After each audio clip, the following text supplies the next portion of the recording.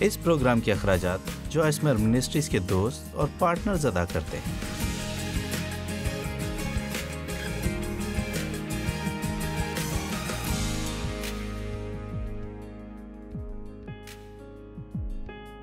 آج کے پروگرام روزمرہ زندگی کا لطف اٹھانے میں ہمارے ساتھ شامل ہونے کا شکریہ۔ یسوع نے یوحنا 10:10 میں کہا، چور نہیں آتا مگر چرانے اور مار ڈالنے اور ہلاک کرنے کو، لیکن میں اس لیے آیا کہ تم زندگی پاؤ اور کثرت سے پاؤ، یہاں تک کہ پیمانہ لبریز ہو جائے۔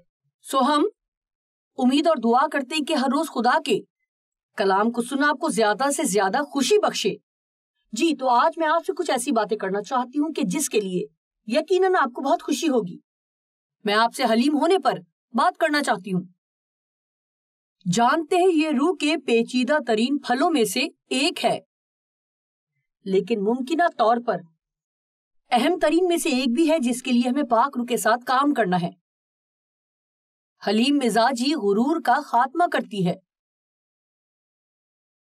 ہم غرور سے جان چھڑا سکتے ہیں، بس خدا کے حلم کو اپنی زندگی میں کام کرنے دے۔ اور وہ کہتا ہے پس خدا کے کبھی ہاتھ کے نیچے فروتنی سے رہو تاکہ وہ تمہیں وقت پر سر بلند کرے۔ لیکن میں اکثر کہتی ہوں اگر آپ خود کو حلیم نہ کریں گے تو خدا ہم میں یہ پیدا کرے گا۔ اور ایک بات جو مجھے پسند ہے، اگر ہم تنہائی میں خدا سے اصلاح لینا سیکھ جائیں گے تو خدا ہمیشہ ہماری اصلاح کرے گا، لیکن اگر ہم شخصی طور پر اس کی بات نہیں سنیں گے تو اسے سرعام ہمیں سکھانا پڑے گا۔ تو یہ آپ کے لیے زیادہ تکلیف دہ بات ہے۔ غرور ہر گناہ کی جڑ ہے۔ غرور وہ گناہ ہے جو شیطان نے کیا اور آسمان پر سے گرا دیا گیا۔ میں اپنے تخت کو خدا کے ستاروں سے بھی اونچا کروں گا۔ نہیں، ایسا نہ ہوگا۔ خدا اختیار رکھتا ہے، وہ سب سے بلند اور ہماری فرما برداری کا حقدار ہے۔ وہ ہم سے فرما برداری چاہتا ہے، وہ توقع کرتا ہے کہ ہم اس کی فرما برداری کریں، اور ایسا کرنے سے ہماری زندگی کے تمام معاملات ٹھیک رہیں گے۔ مطلب سب کچھ ایک دم سے ٹھیک نہیں ہوگا، لیکن اگر ہم خدا کا کہنا مانیں گے تو ہماری زندگی بابرکت ہوگی۔ لیکن اگر ہم اس کا کہا نہیں مانیں گے تو معاملات جو رخ اپنائیں گے وہ ہمیں بالکل بھی اچھا نہیں لگے گا۔ امثال میں لکھا ہے کہ غرور تباہی کو برپا کرتا ہے، اور لکھا ہے غرور کے بنا جھگڑا ناممکن ہے۔ کیا آپ ایک منٹ رک کر میرے ساتھ غور کریں گے کہ دنیا میں آج یہ سارا جھگڑا کیوں ہے؟ اگر اب ہم اس پر غور کریں تو یہ تقریباً ناقابل یقین ہے کہ دنیا میں کتنے لوگ غصے سے بھرے ہیں، اور یہ بہت زیادہ بڑھتا ہی جا رہا ہے۔ مطلب کہ یہ تیزی سے بڑھ رہا ہے کہ اگر آج کسی کو کچھ پسند نہ آئے تو وہ ناخوش ہوتے ہیں اور اس کے خلاف آ جاتے ہیں۔ ہمیں دعا کرنے کی ضرورت ہے کہ خدا ہمارے تمام کاموں میں ہماری مدد کرے، جیسے وہ ہمیں رکھنا چاہتا ہے ہم ویسے رہیں۔ جس بات کے خلاف وہ ہمیں کھڑا کرنا چاہتا ہے ہم اس کے خلاف کھڑے ہوں۔ محبت میں چلنے کی ضرورت ہے۔ متی 24 واضح طور پر بتاتا ہے کہ آخری وقت کی یہ بھی علامت ہے کہ شیطان سرد محبت کے قلعے تعمیر کرنا چاہتا ہے۔ لکھا ہے بھتیروں کی محبت ٹھنڈی پڑ جائے گی، یعنی مسیح کی کلیسیا کی محبت سرد پڑ جائے گی، کیونکہ برائی اور بے دینی اپنے عروج کو پہنچے گی اور بہت سے لوگ رنجیدہ ہوں گے۔ آج لوگ ہر ایک بات پر آسانی سے رنجیدہ ہو جاتے ہیں اور غصے میں آ جاتے ہیں، اور بہت سا جھگڑا رگڑا ہے، لیکن یسوع نے ہمیں امن کی طرف بلایا ہے، اور یہی وہ ہم میں چاہتا ہے۔ اور جہاں امن ہے وہاں اختیار ہے، لیکن ہم امن کو حلیم مزاجی کے بنا نہیں پا سکتے، کیونکہ جہاں غرور ہے وہاں ہمیشہ جھگڑا رہتا ہے۔ غرور کہتا ہے میں تم سے بہتر ہوں، غرور کہتا ہے میں صحیح ہوں تم غلط ہو، اور غرور کہتا ہے مجھے تم سے زیادہ علم ہے۔ لیکن ہمیں خدا کے کبھی ہاتھ کے نیچے خود کو حلیم بنانا ہے۔ آپ کو خود کو دوسروں سے کمتر جاننے کی ضرورت نہیں، لیکن ہمیں خود کو دوسروں سے بہتر بھی جاننا نہیں چاہیے۔ ساری تنقید اور عدالت غرور کی وجہ سے ہی کی جاتی ہے۔ پیٹھ پیچھے تنقید کرنا بھی اس کی سب سے بڑی وجہ غرور ہی ہے۔ میرے پاس حلیم شخص کی 10 خصوصیات ہیں، اور جتنی ہو سکیں گی میں آج بیان کروں گی، اور اگر مکمل نہ ہوئی تو میں کل مکمل کروں گی۔ اب آپ اپنا ٹیلی ویژن بند نہ کر دیجیے گا کہ میں نے کہہ دیا میں حلیمی پر بات کر رہی ہوں۔ یہ اہم باتوں میں سے ایک ہے جنہیں ہم سیکھ سکتے ہیں، کیونکہ میں آپ کو بتاتی ہوں ایک شخص جو کہ خود میں مغرور ہے اس کی زندگی میں اس کی وجہ سے کئی مشکلات ہیں۔ پہلی بات یہ ہے کہ ایک حلیم شخص ضرورت پڑنے پر مدد مانگے گا، لیکن جسمانی اور مغرور شخص خود سے کرنا چاہتا ہے اور وہ سب کچھ اپنے طریقے سے کرنا چاہتا ہے، کیونکہ اسے یقین ہے کہ اس کا طریقہ ہی صحیح طریقہ ہے اور کسی اور کا طریقہ اس سے اچھا نہیں ہو سکتا۔ جب ہم اوروں سے مدد مانگتے ہیں اور انہیں کوئی کام دیتے ہیں تو ہمیں انہیں تھوڑا اختیار، تھوڑی آزادی بھی دینی پڑتی ہے تاکہ وہ اس کام کو اپنے دل کی مرضی کے مطابق کر سکیں۔ لیکن ایک رہنما یا مینیجر یا کوئی بھی جس کے پاس اختیار ہو، یہاں تک کہ والدین بھی، اگر آپ اپنے بچوں کے ہر کام کو باریکی سے دیکھنے لگ جائیں گے اور اگر آپ ان سے اپنے طریقے کو اپنانے کی توقع کریں گے کیونکہ آپ کے مطابق صرف وہی طریقہ ٹھیک ہے، تو آپ کبھی بھی کسی کی بھی مدد نہیں کر پائیں گے، کیونکہ وہ آپ کے ساتھ یا آپ کے لیے کام نہیں کر پائیں گے۔ آپ زبور نویس داؤد کو جانتے ہیں۔ داؤد اپنے دل میں جانتا تھا کہ وہ جاتی جولیت کو ہرا سکتا ہے جو اسرائیل اور اسرائیلی فوج کے خلاف کھڑا ہے۔ کسی نے اس کی بات کا یقین نہ کیا بشمول ساؤل بادشاہ کے، لیکن بلاخر ساؤل بادشاہ نے کہا ٹھیک ہے میں تجھے جانے دوں گا، لیکن تجھے میرا بختر پہننا ہوگا، یعنی تجھے اس کام کو میرے طریقے سے کرنا ہوگا۔ اور بائبل میں لکھا ہے کہ داؤد ساؤل کے بختر کے ساتھ جاتی جولیت کو ہرا نہ سکا۔ اور آپ جانتے ہیں کہ کوئی بھی کچھ بھی بالکل آپ کے طریقے سے نہیں کر سکتا۔ سو یہاں منسٹری کی شروعات میں ہر بات کا فیصلہ کیا کرتی تھی، مطلب میگزین کے رنگ سے لے کر اور ریسورس کورز تک سب کچھ کا فیصلہ میں کیا کرتی تھی۔ لیکن ایسا کرتے کرتے میں اس مقام تک پہنچی جہاں میں نے اپنا حال پاگلوں سا کر لیا، ہر ایک چیز کو اپنے ہاتھ میں رکھنے کی کوشش میں، اور میں جانتی تھی کہ مجھے ضرورت ہے کہ میں لوگوں کو دوسروں کی نمائندگی کرنے دوں، اور میں یہ نہیں کر پاتی تھی کیونکہ میں ان سے کام کروانا چاہتی تھی، مگر انہیں ایک ایک چیز سکھا کر، اور مجھے سیکھنا پڑا کہ اگر میں کسی دوسرے پر کوئی بھی ذمہ داری ڈالتی ہوں تو مجھے ان پر بھروسہ کرنے کی بھی ضرورت ہے، اور مجھے سیکھنا پڑا کہ چاہے ہم مانیں یا نہ مانیں، کبھی کبھار وہ اس کام کو ہم سے زیادہ بہتر انداز میں کرتے ہیں، اور اگر میں انہیں ایسا کرنے کی آزادی دوں تو دیکھیں ہمیں ایسا کرنے کی ضرورت ہے۔ دیکھیں آپ اپنے بچے کا دل توڑ دیتے ہیں اگر اس کی ہر ایک کوشش و کاوش پر جو وہ آپ کے لیے کرتا ہے آپ کو 10 غلطیاں دکھائی دیتی ہیں۔ انہیں کچھ ذمہ داری لینے دیں اور انہیں کچھ کرنے کا اختیار بھی لینے دیں۔ یقیناً ان تمام باتوں میں عمر کا پہلو بھی شامل ہے۔ خدا نہیں چاہتا کہ ہم خود مختار ہوں، بلکہ وہ چاہتا ہے ہم اس پر انحصار کریں۔ اور دیکھیں میرے خیال سے ہمارے معاشرے میں ایسا سوچا جاتا ہے کہ میں خود مختار ہوں، جو چاہوں وہ کرتی ہوں۔ خدا نہیں چاہتا کہ ہم اس طرح آزاد ہو جائیں کہ جو کچھ بھی ہمارے دل میں آئے ہم وہ کریں، نہ کسی سے رہنمائی لیں، نہ اختیار کو مانیں، بس خود مختار ہوں۔ کیا آج دنیا میں بہت سے لوگ یہی سب کچھ اپنی زندگی میں نہیں چاہتے؟ مجھے لگتا ہے ایسا ہے۔ میں بھی ایسی تھی کہ میں کسی کے اشاروں پر نہیں چلوں گی۔ مجھے اچھی طرح یاد ہے کہ جب گھر پر میں زیادتی کا نشانہ بنا کرتی تھی اور میرے والد کا اختیار اور زور مجھ پر تھا، تو مجھے یاد ہے کہ میں نے دل میں عہد کیا کہ یہاں سے جانے کے بعد کوئی دوبارہ مجھ پر حکم چلانے نہ پائے گا۔ جب میں نے خدا کے ساتھ تعلق رکھنے کی کوشش کی تو مجھے بہت جلدی پتہ لگ گیا کہ ایسا نہیں ہونے والا، کیونکہ خدا ہم سب سے چاہتا ہے کہ ہم اس کے اختیار کو مانیں، پہلے اس کے اختیار کو اور پھر ان اختیارات کو جن کے ماتحت وہ ہمیں رکھتا ہے۔ خود مختار کے معنی ہیں جو انحصار نہ کرتا ہو، کسی بڑے گروہ یا نظام کے ماتحت نہ ہو۔ اکثر آپ نے لوگوں کو ایسا بولتے سنا ہوگا کہ فلاں آدمی ٹیم کا حصہ نہیں ہے یا فلاں عورت ٹیم کے لیے نہیں ہے۔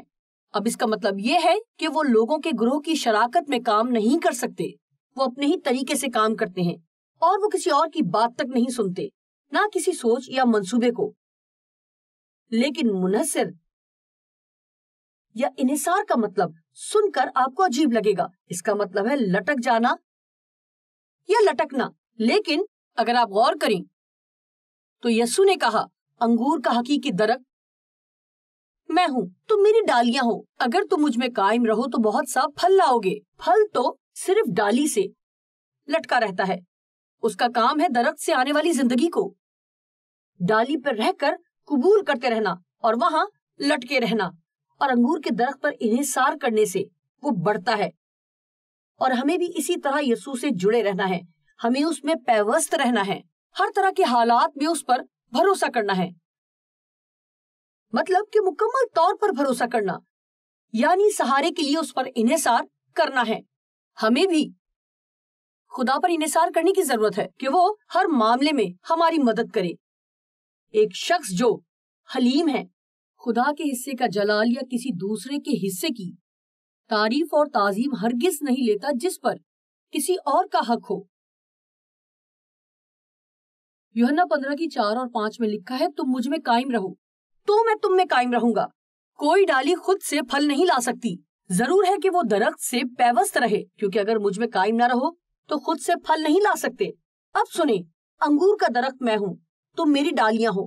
اگر تم مجھ میں اور میں تم میں قائم رہوں تو بہت سا پھل لاؤ گے، لیکن مجھ سے جدا ہو کر تم کچھ بھی نہیں کر سکتے۔ پتہ ہے، آج صبح اس تعلیم کو ریکارڈ کرنے کے لیے اسٹوڈیو آنے سے پہلے میں گھر پر دعا کر رہی تھی، اور میں نے کہا، خدا آج مجھے تیری مدد چاہیے۔ حالانکہ میں یہ ہمیشہ ہی کرتی ہوں، لیکن اس کا مطلب یہ نہیں کہ میں آج بھی اچھا ہی کروں گی اگر مجھے خدا کی مدد نہ بھی ملے، اور خدا کی مدد مانگنے سے ملتی ہے، اور دیکھیں مانگنے سے ہی حلیمی ظاہر ہوتی ہے۔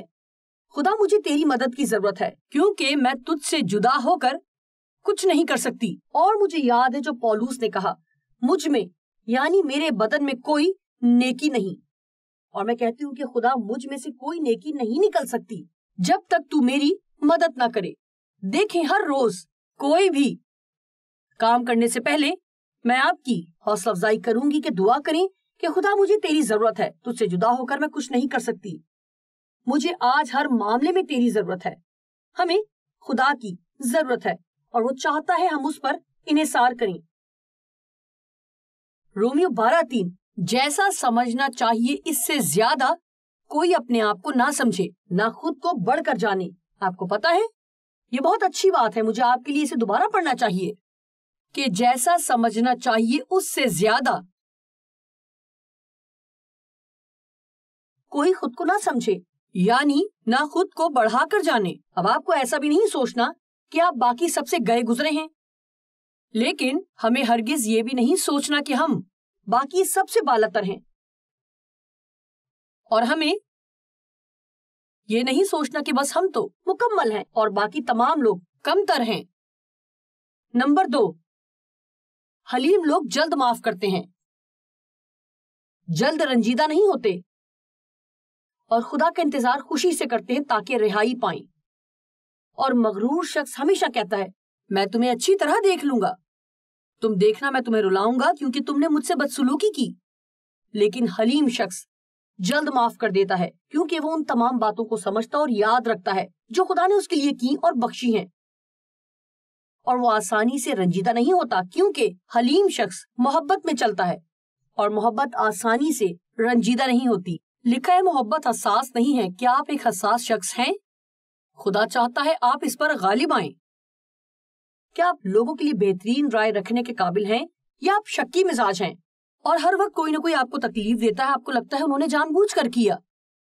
دیکھیں، مجھے معلوم ہے کبھی کبھی میں بھی لوگوں کا دل دکھاتی ہوں، اور میرا ارادہ یہ نہیں ہوتا اور نہ ہی مقصد ہوتا ہے، لیکن ایسا ہوتا ہے شاید انجانے میں۔ آپ کو پتا ہے میں ذرا خوش مزاج ہوں، لیکن انہیں میری بات پسند نہیں آتی، اور ان لوگوں کی احسان مند ہوں جو مجھے معاف کر دیتے ہیں اور میری کمزوریوں کو نظر انداز کر دیتے ہیں۔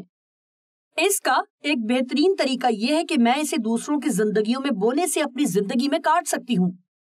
لوگوں سے ایسا برتاؤ کریں جیسا آپ چاہتے ہیں کہ وہ آپ کے ساتھ کریں۔ کلسیوں 3:13 میں لکھا ہے، ایک دوسرے کی برداشت کرو، ایک دوسرے کو معاف کرو۔ اگر کسی کو کسی سے کوئی رنجش ہو تو اسے معاف کرے جیسے خداوند معاف کرتا ہے۔ سو اس وقت میں آپ سے ایک سوال کرنا چاہوں گی کہ آپ کس پر غصہ ہیں؟ میری دعا ہے کہ آپ کہیں کہ کسی پر نہیں، لیکن اگر آپ کسی پر غصہ ہیں تو خدا چاہتا ہے کہ آپ انہیں معاف کر دیں۔ آپ کہیں گے کہ آپ نہیں جانتے کہ میرے ساتھ کیا ہوا۔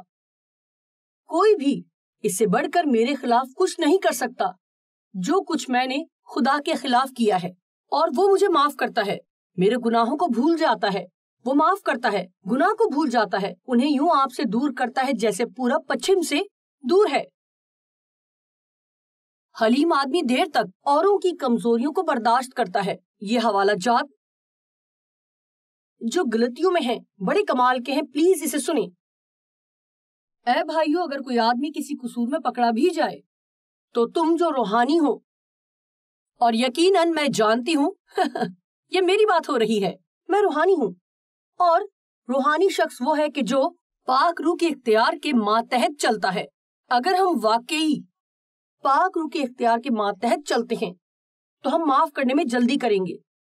تم جو روحانی ہو اس کو حلم مزاجی سے بحال کرو۔ میں جانتی ہوں ہمیں یہ بات پسند ہے کہ بحال کرو، اپناؤ بنا کسی احساس برتری کے، اور اپنا بھی خیال رکھو کہ کہیں خود بھی آزمائش میں نہ پڑ جاؤ۔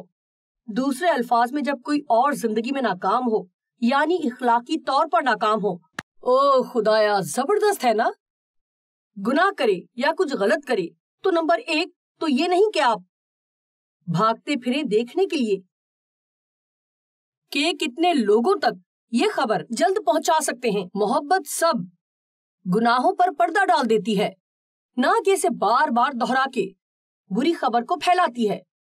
بلکہ ایک اور بات جو ہمیں نہیں کرنی چاہیے وہ یہ کہنا کہ میں ایسا بھی نہ کروں۔ یہ سب سے زیادہ احمقانہ باتوں میں سے ایک ہے، کیونکہ ہم سب میں کمزوریاں ہیں اور ہم بھی ان حالات میں آ سکتے ہیں جن میں وہ لوگ آئے۔ آپ نہیں جانتے کہ آپ در حقیقت کیا کریں گے۔ مجھے یاد ہے ایک عورت جس کے ساتھ میں نے کام کیا، ہماری کمپنی میں ایک دوسری لڑکی تھی جس کے خاوند نے اسے دھوکہ دیا، اور اس نے اسے پھر سے اپنایا اور معاف کر دیا اور اسے اپنا لیا، اور یہ عورت مجھ سے کہنے لگی کہ میں ایسا کبھی نہ کروں گی۔ اگر میرے خاوند نے کبھی ایسا کیا تو بس ختم، میں اس سے کوئی تعلق نہیں رکھوں گی۔ آپ جانتے ہیں کچھ سالوں بعد اس کے خاوند نے اسے دھوکہ دیا۔ اس کے مسیحی خاوند نے چرچ کی ایک خاتون کی خاطر اسے دھوکہ دیا، اور آپ جانتے ہیں اس نے اپنی شادی کو بچانے کے لیے ہر وہ کام کیا جو اس کے اختیار میں تھا، اور سب سے بڑھ کر وہ اسے اپنانے کو تیار تھی۔ سو وہ بات جو اس نے کہی تھی کہ میں ایسا کبھی نہیں کروں گی، اس کے برعکس اس نے کیا۔ ہم نے بھی کتنی مرتبہ ایسا کہا کہ میں ایسا نہیں کروں گی، اور پھر خود کو بالکل وہی کام کرتے ہوئے پایا جس کے نہ کرنے کی قسم کھائی تھی۔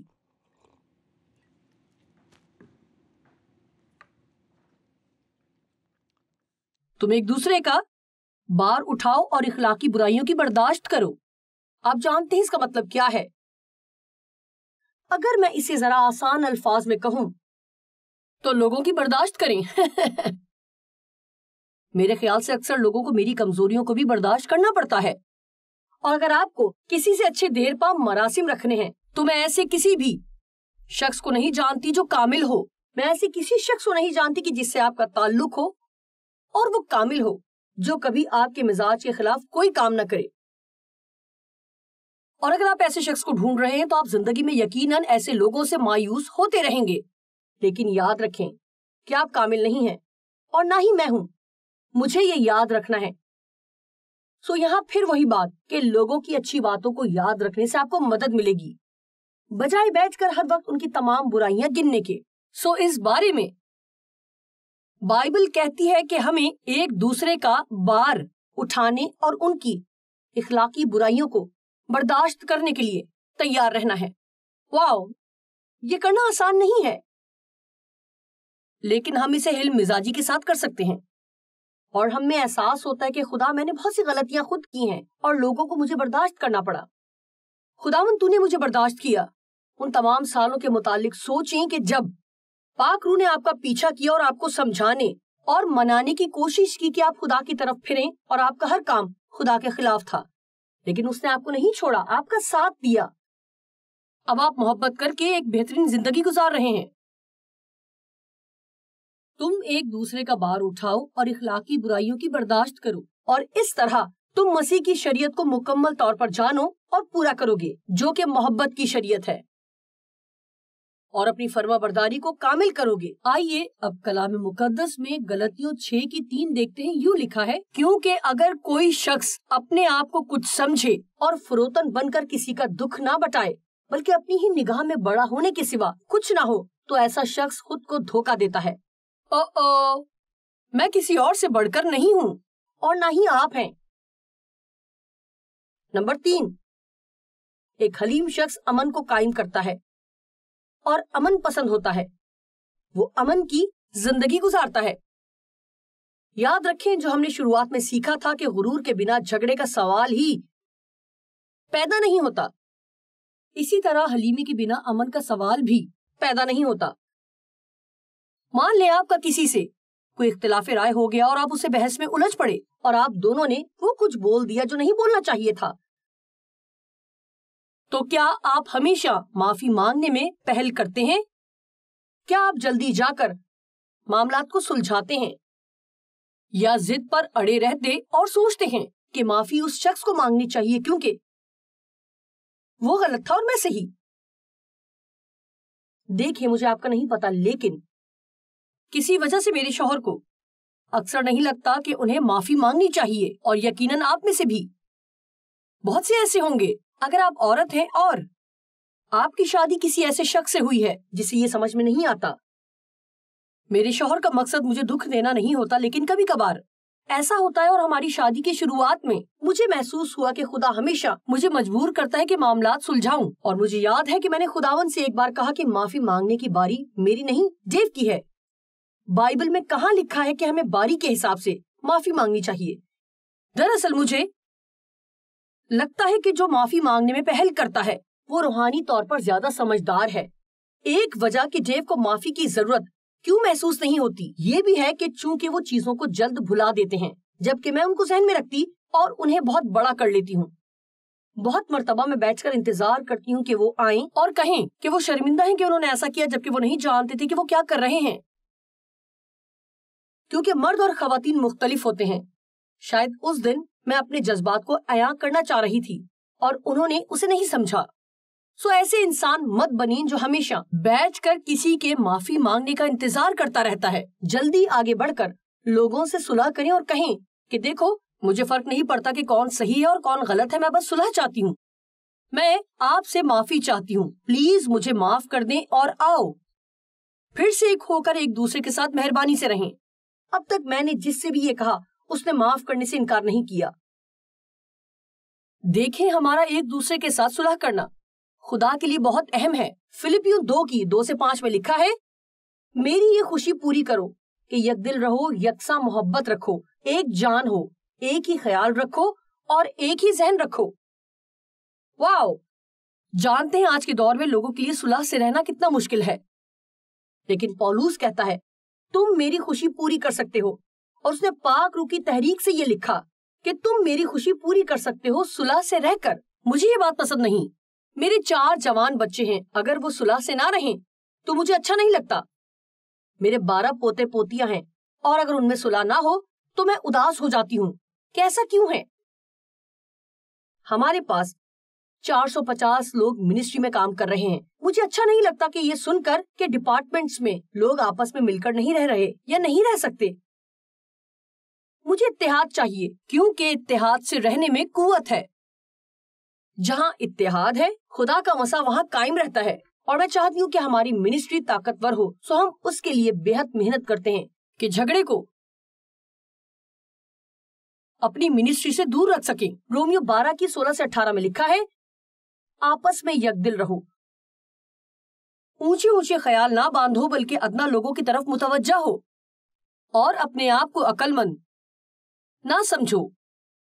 आइए यीशु के बारे में सोचते हैं, जबकि आज हम तालीम के इख्तिताम पर पहुंच रहे हैं और मैंने 7 बातें और बतानी हैं, और मैं 7 की 7 कल बताऊंगी।